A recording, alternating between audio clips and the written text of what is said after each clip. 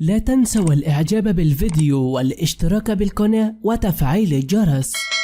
السلام عليكم ورحمة الله وبركاته. بأجرأ مايوه بكيني لديها رانيا يوسف من داخل البحر تشعل مواقع التواصل والجمهور. يا ريتك ما ظهرتي ويا ريتك ما طلعتي على وسائل الإعلام.